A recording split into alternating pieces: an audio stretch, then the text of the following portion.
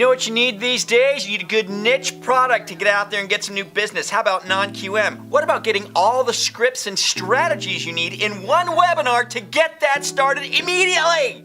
Well, that's happening on the 27th with National Real Estate Post and Angel Oak. Click the banner you see right here. Over on your right if you're on a desktop, but if you're on your mobile phone, just scroll all the way down, past the comments, and you'll see it there and you can register. Don't miss it. What if you're on a laptop?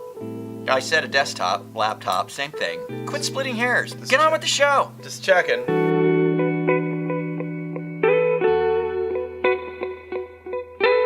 Okay. Oh, by the way. Yeah. I woke up yesterday. Good. Okay, and I noticed that the New England Patriots, that they signed this fella named Josh Gordon. Is that great or Well, what? okay, so Gordon, he's a phenom talent wide receiver. Yeah.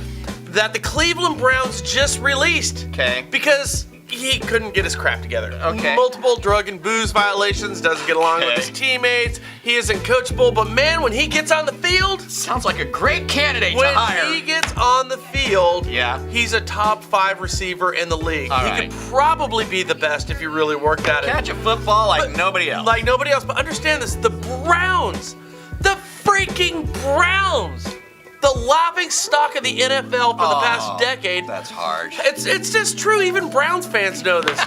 I went to Cleveland, Yeah. and they have a Vinny Testaverde restaurant. Nice. When you have a Vinny Testaverde restaurant, you don't have a history of great quarterbacks. But anyways, so they released him, okay, the Okay. Browns did because he couldn't play well. All right. And the New England Patriots, who are the embodiment of excellence, Sure. the exact opposite. Right. Well, Dak, here's the deal. I'm the best there is, plain and simple. I mean, I wake up in the morning, I piss excellence. They signed him. How come? How come? Well, How isn't that the come? million-dollar question? Well- the Patriots, they signed 25 wide receivers since the beginning of the year. Okay. None of them have stuck. Okay. And, oh, by the way, they just lost to the Jacksonville Jaguars. Now, I'm no expert, but Tom Brady just lost to Blake Bortles. Okay. Now, Frank, explain this to him. Okay. Okay, now to explain to you how bad this is, even if you don't follow football like me, Right. just close your eyes. Okay. Now, picture Tom Brady. Giselle, get out of there. Okay, right? All right. Ready? Now, erase that. All right. Okay, ladies, come on. Erase that, I said. Okay, now picture Blake Bortles. Anything come up, right? Nothing. Nothing at all. Nothing at all? Nothing. And I don't think I'm alone there. What I'm trying to say here I is- don't know who he okay, is. well, nobody does. Even football fans, they can't picture him. Listen, the Patriots are desperate and took a cast off from the lowly Browns. Wow. Desperation, guys. Not even good enough for the Browns.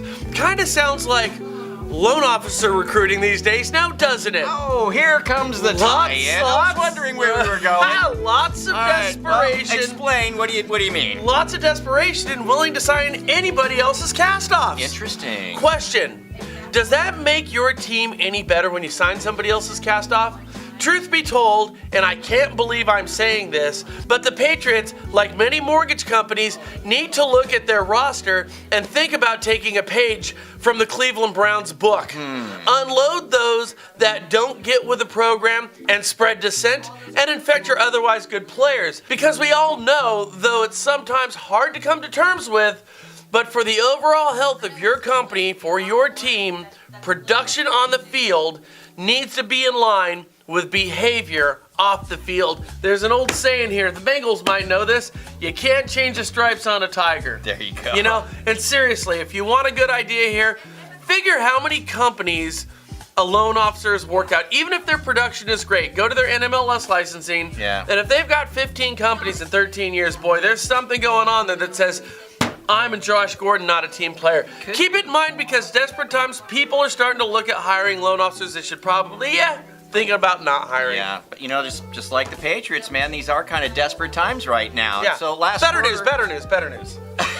last quarter we did nearly 2 million loans. Okay, 926,000 were purchase loans. Okay. That's up 39%, which Okay. is great compared with the previous quarter, and up 1% compared with a year earlier. Yeah, but Frank, let's not get too excited here about that 39% above the previous quarter. Okay. Because the last quarter previous to this one Yeah. was the summer season, Sure. better known as, the buyer season, the hot Right, season. right. So it's easier or it's better to look at last year and we're still up 1%, Right. which, by the way, is better than being down. Yeah, well, that's on the purchase side of things. Yeah. Okay, now refis are down to a 4-year low, of course. Yeah. Which, it's not totally surprising. not at all. I mean, down 1% from the previous quarter and 2% from this time last year, which isn't all that much. But now this is a trip, though. The median down payment is $19,900, and that's up from $16,750. And that's partially from higher prices, but still stinks of our collective inability to get the message out that you don't need 20% down to buy a home. Did you know, again, this is astounding, that nearly 50% of the people who are thinking about buying a house or would like to buy a house still think you have to have 20% I know. down. It's interesting. Further supporting Frank's assertion here, guys, HUD loans, your FHA, VA, USDA loans, they're down to 10.2% of all residential property loans originated. Really? That's down from 10.9% in the first quarter and down from 13.5% a year earlier to the lowest level, Frank, since the first quarter of 2008. That remind anybody anything that happened? That was the FHA rebound year. FHA saved When it our started, lives. but that's when it was at its low, Frank. Right. We had to rebound. We're seeing a lot of those same indicators. And by the way, guys, this is a 10-year low. Right. Anyway, it's a problem again. If people aren't utilizing FHA, that means in general that homes are going to higher credit, higher down borrowers, meaning the underserved are just that, being underserved. So you need to write more FHA and VA loans, man. Not to offset Fannie and Freddie financing, rather to add to it. And of course, to do that, you would need to get more entry-level homes on the market, as those are the most often financed by HUD-backed loans. And the lack of HUD-backed loans and those entry-level homes are exactly what is missing from an otherwise very healthy housing industry. All these numbers are acceptable. Some are even great, with the exception of the HUD loans. More FHA loans, more VA loans, more entry-level homes need to be for sale.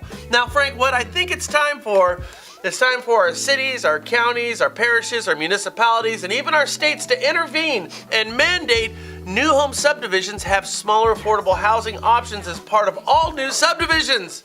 If they won't do it by their choice, we're gonna make them do it. But that, my friends, is for another day. A lot of cities do have that in place where they do mandate, okay, you're going to a builder's going to come in and build a bunch of homes. They say, okay, the little piece of it has to be for that low to mod. but it can't be one or two. But you think you're saying it needs to be more. It's just not enough. 30-40%. Yeah, okay, I got you. I really mean that, 30-40%. Now, there's going to be detractors. It's more expensive to build a house. We know the effect on tariffs. Which is all true. Which is all true. Right. But what we could do is offset that by taking away some of the stupid permits that the cities are charging to enrich their coffers. There you go. Because understand, when they build the houses and sell the houses, you're generating a new tax base for that city. Yeah. So the cities have to see beyond their nose. You got to put it in the balance, man, and kind of figure that thing out. Yeah. Anyway, there you go. What are your thoughts on that? Leave us your comments, and your questions down below, and do us a favor, forward. Share this. We really share, appreciate man. that. You want to share? And if you're meeting us for the first time, you want to subscribe, man. You want to appreciate if you subscribe? subscribed. That would be very nice. And so with that, you guys have a great one. Catch you later here at the National Real Estate Post. Later. Bye.